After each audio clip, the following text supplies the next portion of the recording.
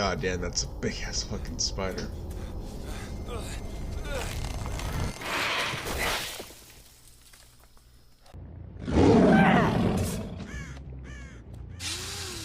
Arcus 13. The series featuring Hattie and Jordan on Terra 717, or Haley and Jaden on Terra 1315, or even Hannah and Justin on Terra 238, are all titled Harbinger FM instead of the Harbinger of Hell, and they seem to have more insight on what the entity might be and how it corrupts and influences other worlds.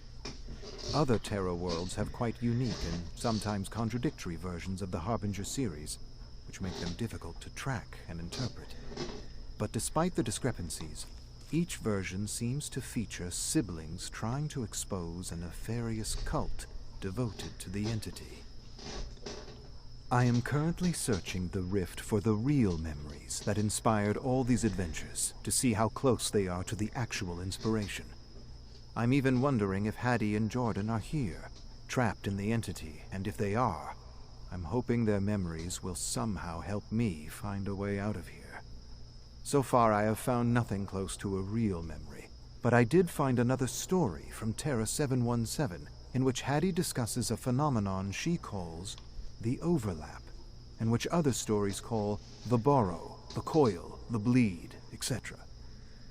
I'm currently keeping extensive notes on the Harbinger stories and their descriptions of the overlap, to see if any of them can give me insight into what this phenomenon actually is. What I've discovered so far is that almost all of these stories describe places where a dark dimension intersects with the world, and that these intersections seem to attract tragedy and misfortune. Some of these stories go so far as to claim broken or traumatized people can derive strange abilities from the vibrations emanating from these dark and cursed places. These people can ultimately use the bleed, my preferred name for the phenomenon, to access knowledge beyond the veil, as it were. The Harbinger series from Terra 719 is also worth noting because the details included by the author seem closest to what we studied back home concerning ancients and living dimensions. Not to mention what I've been able to discover by examining the memories of souls marooned here. Piece by piece, or rather story by story, I'm getting closer to salvation, or insanity, whichever comes first. Alright. Chamber of Blood, Harbinger FM, Worlds Away, 1. Hattie entered the small deli in Manhattan, New York, approached a small booth, and plopped an envelope in front of her stepbrother Jordan. He stopped chewing his early morning scrambled eggs and asked, "What's this supposed to be?" "I know who our mysterious benefactor is." Hattie opened the envelope and pulled out a picture of a middle-aged man with salt and pepper hair in a dark suit. Jordan shrugged. "Who am I looking at?" "Surin Rivera. He was a sound engineer for a highly classified military project in the Office of Strategic Operations. He experienced a nervous breakdown and was institutionalized for years until he was released under the care of billionaire philanthropist Kobe Dax. Others in the same program experienced similar breakdowns. One lives close by. The question is, why is Surin helping us?" Jordan raised his finger and pointed to a man standing behind Hattie. "Why don't you ask him yourself?" Hattie turned to face the man in the picture standing beside her. Surin took a seat beside Jordan and said, "You need to leave my case alone. I assure you both, you're not ready for what you're prying into." "And what is that?" Hattie questioned. Jordan took a small, nervous bite of his eggs and chewed slowly. "Let's not provoke the man, sis. If we're not ready, we're not ready. I'm good with that." "How do you know our uncle?" Hattie asked when he didn't answer her question. "Why are you helping us? What are these places you're sending us to?" Surin peered at Hattie for a long moment. Then he said, "Let's just say I have a fond interest in your work and your special abilities." Jordan swallowed and shrugged. "Okay, sure, that's good enough for me." Not me. Hattie's face hardened as she waited for an answer. I want to know why you're helping us. Surin scanned the deli nervously, then turned back to Hattie and Jordan. Take my advice, and don't go down this rabbit hole. Not yet. You're not ready, and you're exposing yourself to dangerous people. What kind of people? Hattie narrowed her gaze on him. Police? Military? What are we talking about here? Surin shook his head gravely. We're talking about people who don't answer to the police or military. People who create governments and corporations to use to their end, and then throw them away like garbage when they're done. What do they want? Hattie asked, unsatisfied with his answer. Surin stood. Leave my case alone. Focus on the show and the leads I send your way. All will be revealed in due time. Hattie held up the envelope with his picture. I'm getting ahead of myself. Is that it? Leave my case alone, Surin repeated, and walked away. Hattie and Jordan watched Surin exit the deli in silence. Then Jordan turned to see Hattie's determined expression, and he knew they weren't leaving anything alone. Alright. Chamber of Blood. Had to do this one again because fucking Troy died mid thing. Come on, bro. Let's get ahead of ourselves. Hattie led Jordan to the entrance of a dilapidated house in the suburbs. Colonel Jim Dunn worked with Surin Rivera in the OSO. Before Hattie could say another word, the door creaked open, revealing a plump, middle-aged woman with short blonde hair. Can I help you? Hattie smiled. Yes, I was actually hoping to speak to Colonel Lieutenant Dunn for our podcast. The woman took a step back. Is this some kind of a prank? Hattie shook her head. No, ma'am. Jim disappeared 7 years ago. No one has any answers for me, and all I'm left with are rumors. Jordan inched closer to the woman. Maybe our podcast could help. Maybe someone out there can help you if you share his story. Share his story? The woman hesitated for a moment. Then she nodded and said, Yeah, all right. I just want my Jim back. Hattie and Jordan entered the home and followed her to the kitchen where they sat around a small round table. I can only tell you what Jim told me, the woman said, taking a deep breath and releasing it slowly to calm her nerves. He worked for the Office of Strategic Operations, which was, I guess you could say, the stuff of conspiracy theories. She paused, then continued. Did you know Jim said the word conspiracy theory used to never exist until the military created the term? Once you could actually question the government's narrative, but now you're not questioning anything because you don't want to be called a conspiracy theorist. The woman laughed, then added, Brilliant, really. And that's pretty much why no one questions the government anymore. Even if you've got a dozen whistleblowers with leaked documents all saying the same thing, you don't really doubt or question anything because you don't want to be stigmatized. The woman shook her head in disbelief and continued with a little laugh.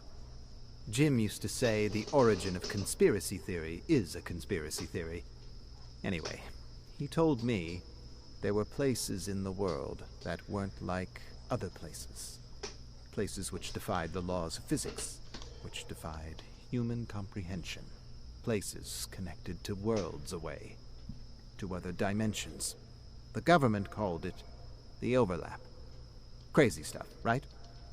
Jordan nodded. Hattie didn't respond.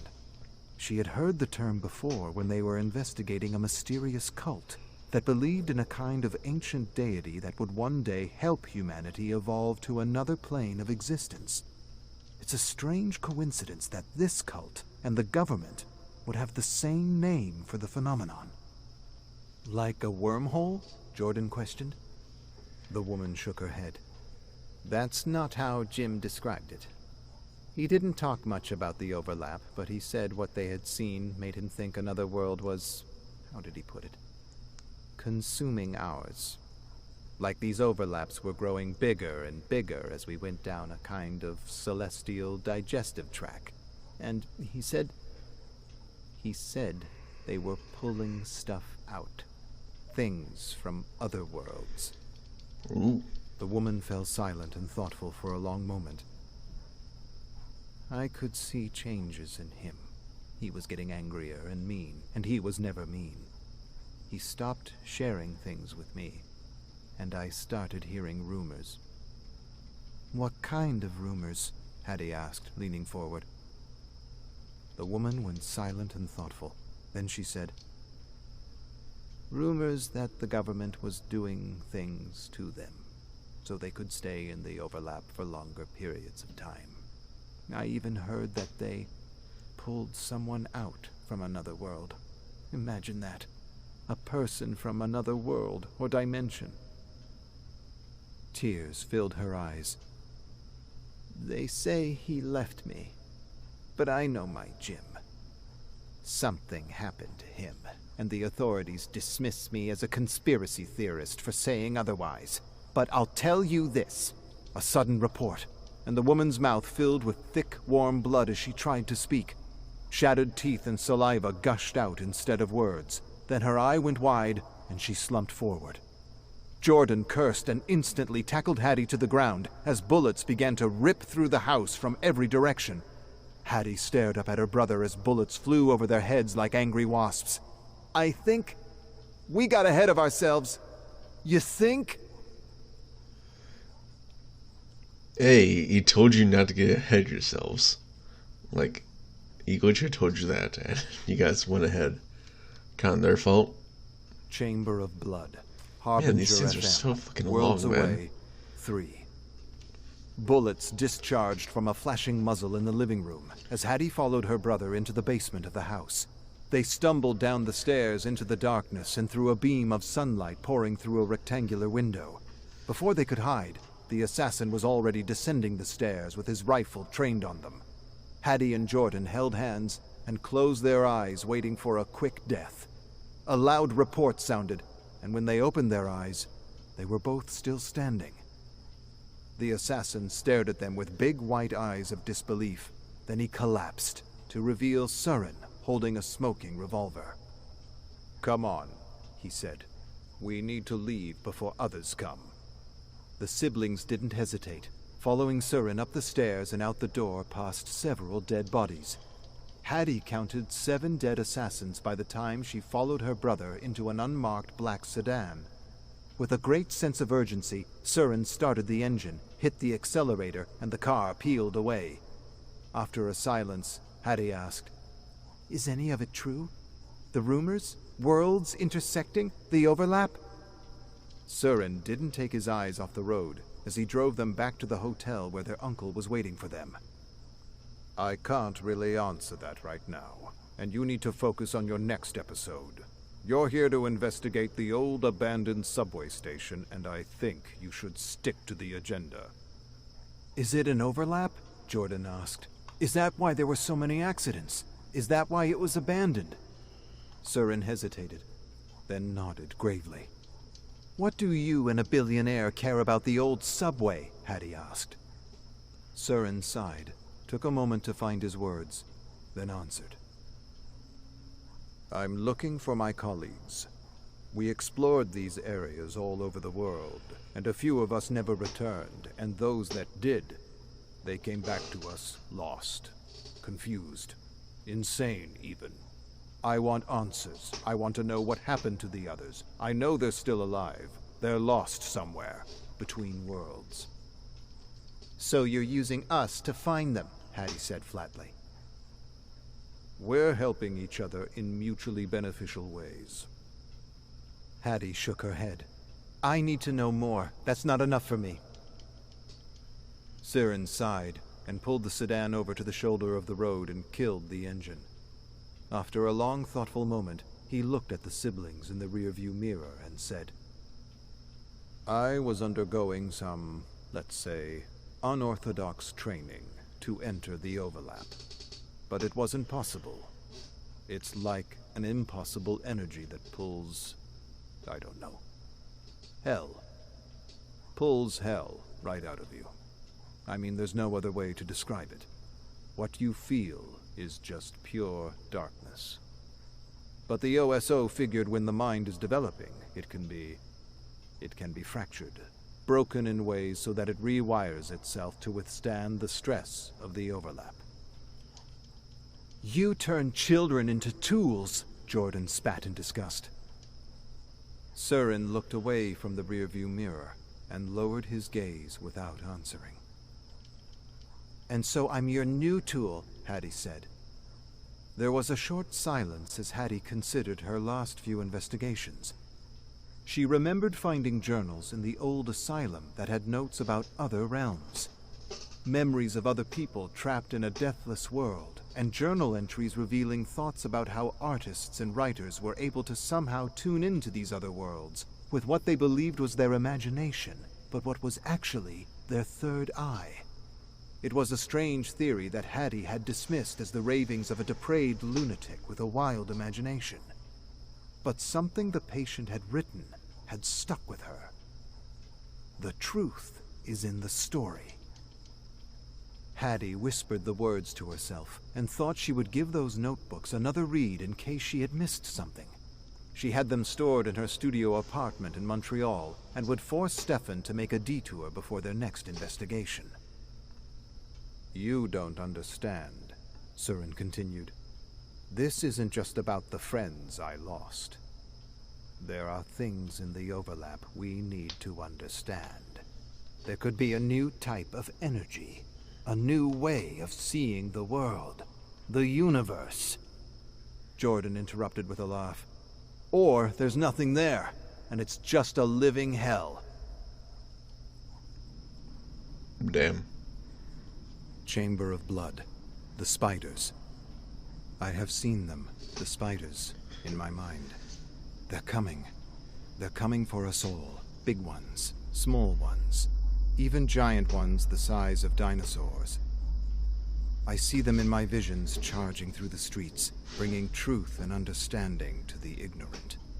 But now, they're safe.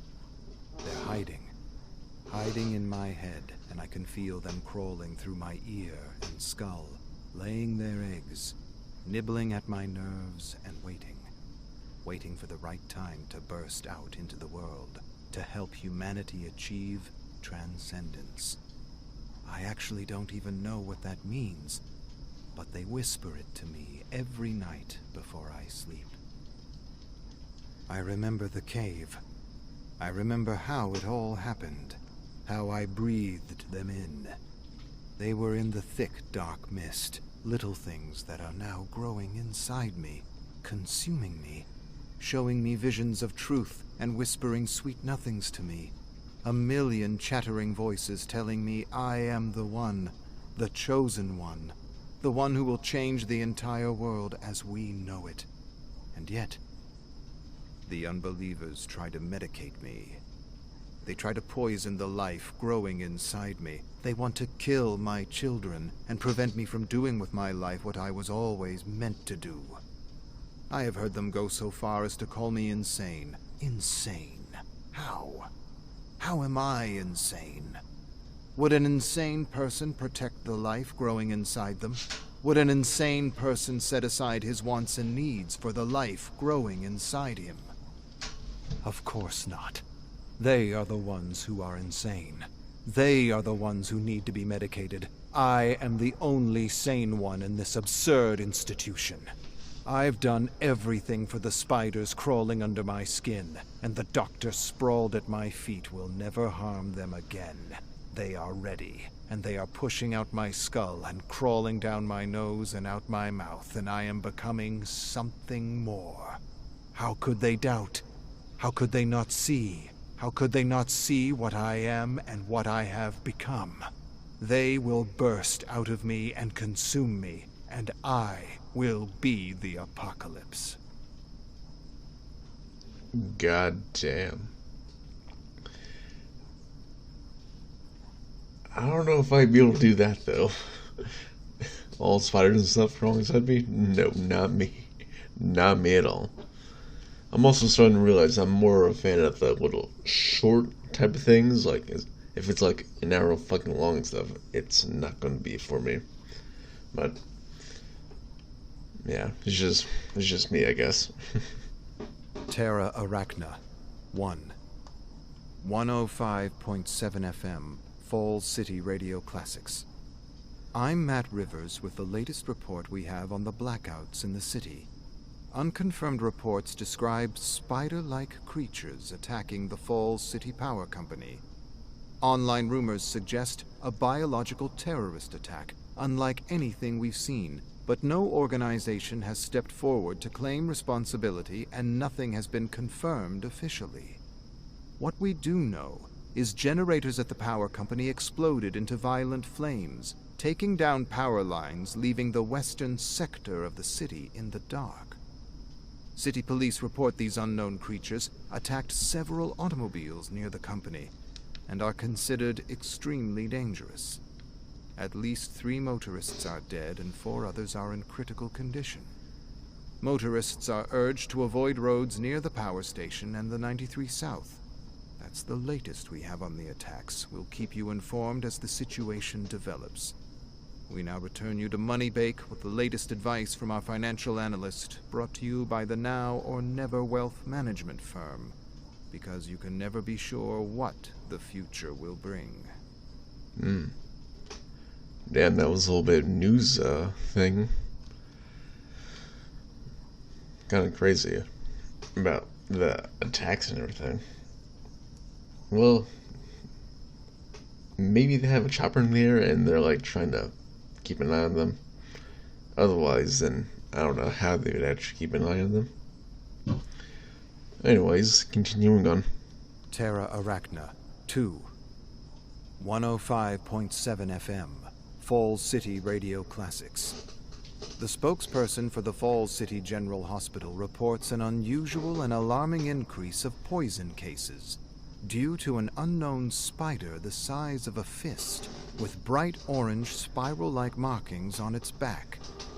The authorities are calling it the hellback spider and advise you to stay at least 2 meters away from the spider should you come in contact with one.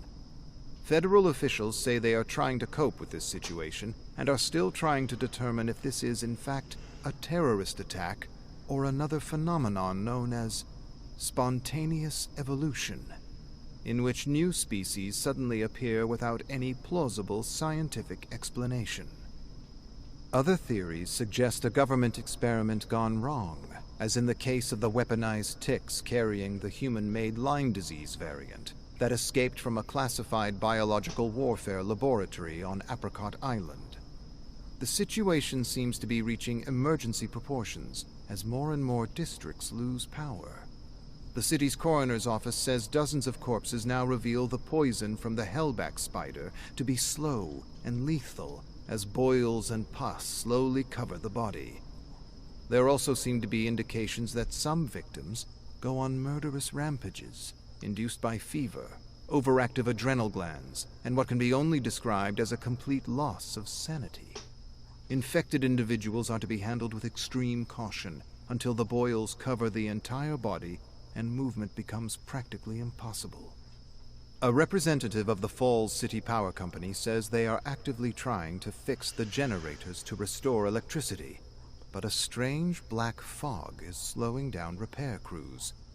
Anonymous workers at the company are saying on social media that they are hearing strange sounds coming from the fog and believe it may somehow be linked to the spiders. One report claims a worker's body burst open with spiders after she inhaled the fog. Another report says that before the initial attacks, carcasses of deer were found with thousands, if not millions, of spiders crawling out of them. I should repeat that there is a fog, and it seems to be carrying microscopic eggs that require a biological host. We advise people to stay calm and take extreme caution if they come in contact with the fog or a hellback spider. We'll get back to you with future developments. In the meantime, back to Moneybake, brought to you by the now or never management firm, because today's tragedy is tomorrow's golden opportunity.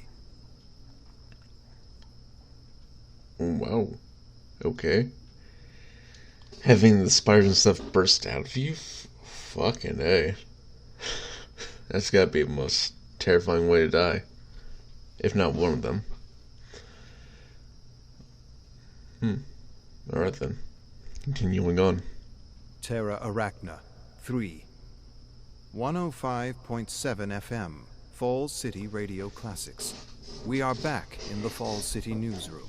For those of you just tuning in, there is a strange disturbance in the area. Spiders of unknown origin of all shapes and sizes seem to be advancing toward residential areas. But authorities are asking everyone to remain calm, and that the military is on its way to contain the anomaly. There are reports of similar phenomena in other countries and cities around the world, but they have yet to be confirmed.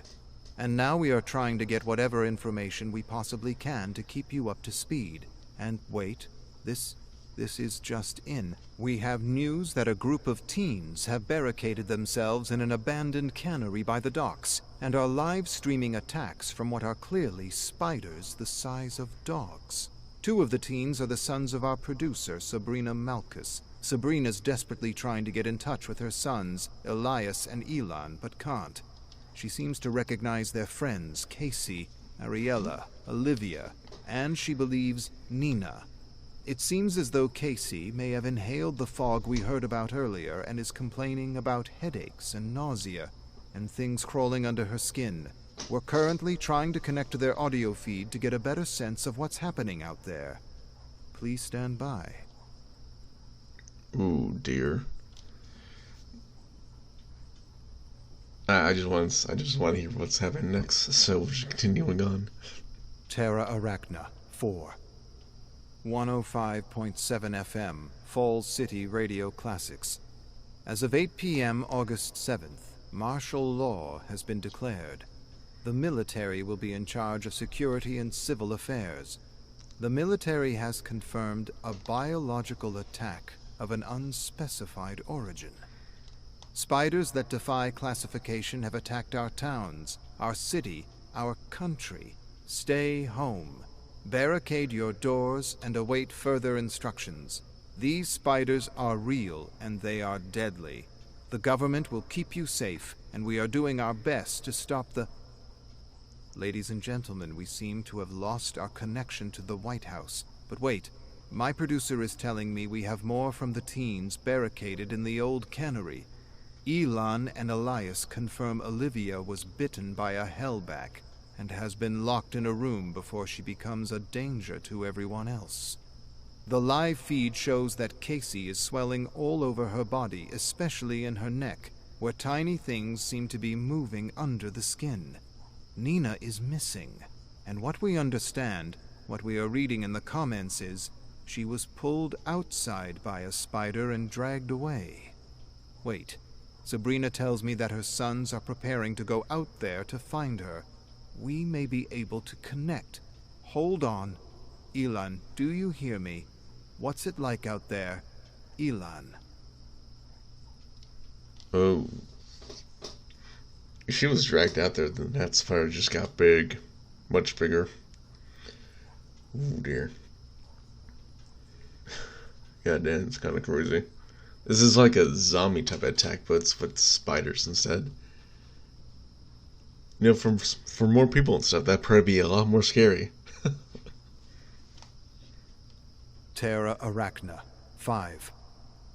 105.7 FM, Falls City Radio Classics. I followed my brother Elias onto the docks where the spiders had taken our friend. We had cans of paint and a lighter as a weapon, but I don't know what the hell these things are. They don't seem possible, like they were sent by Mother Nature herself to stop us from, I don't know, doing all the damage to the world we're doing. Anyway, we didn't find her, and when we returned back to the cannery, thousands of spiders had burst out of Casey's body and were eating what was left. And we set them on fire and put them out. We're still here, but we can't stay for long. These things, they're from hell, or I don't know, someplace darker, if there is such a place. We seem to have lost Elon and his brother. We can only hope and pray for their safety. And now we are getting reports of chaos and panic in the city. A mother and her daughter were trampled to death at the grocery store when hundreds rushed the entrance for bottled water and other supplies. We'd like to remind our listening audience to stay at home and let the government handle the situation to avoid further tragedy. Wait, what was that? I'm hearing... Is that hissing? Do you hear it? Shit. Uh-oh. I think they're about to be attacked. Alright then, let's see what this final one has for us.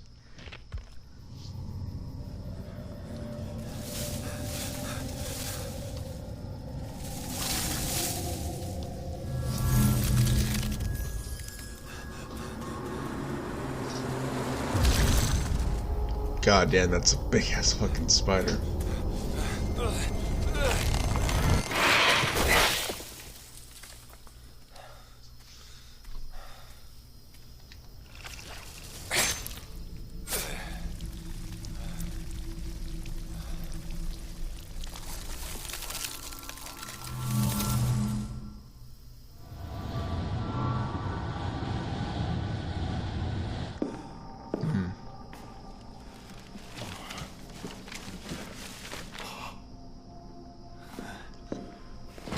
You know, I'm glad we don't actually live inside that reality.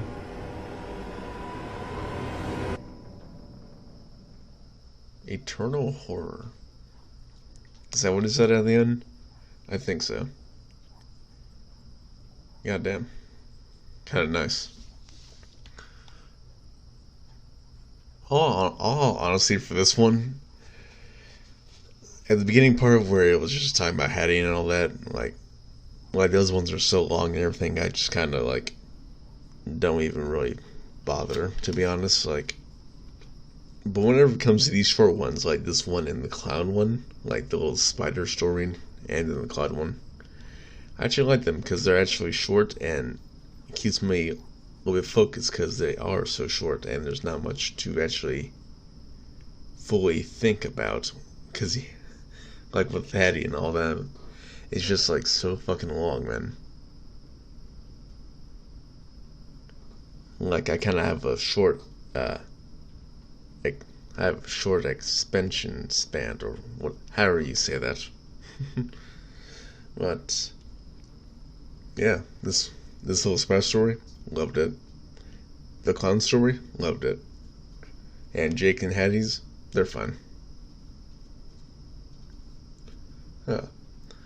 But anyways, thank you all for watching.